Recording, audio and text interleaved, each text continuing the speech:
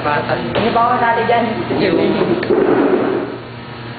Ay, ito yung mga bagay na sa yung isang tao, for example, sa isang kumpanya, merong isang leader o isang boss, ikaw na bilang parte mo sa pagiging empleyado, kahit nawala yung boss mo, wala mo yung kahit na hindi ka man na nakakaasa sa'yo, ginagawa mo pa rin yung trabaho mo kahit na wala sila.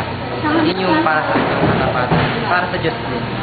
Kahit na hindi na rin siya nakikita, kahit di natin siya nakikita sa anumang paraan.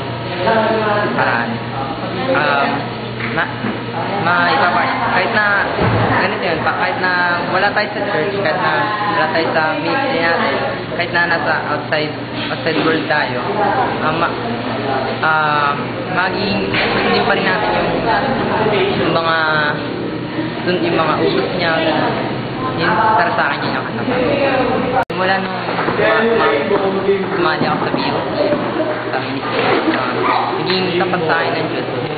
Mga panahon mostly sa pag-aaral. Siyempre, minsan nagkakaroon ng pagkakataon na nawawala na ako ng pag-asa pagdating sa mga minsan kasi nagkakaroon ako ng pag-ingit sa mga kapwa-estudyante ko. Gusto kong may pag-compete sa kanila. So, minsan, pinapasuggest ko yung mga, minsan din, na yung mga,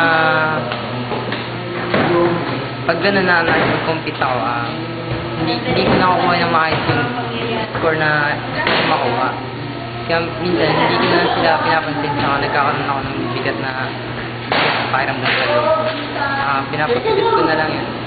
Yung iba namang mga player ko, na nasasagot naman yun. So, para sa akin, karamihan talaga sa pag-aaral, sa mga financial needs.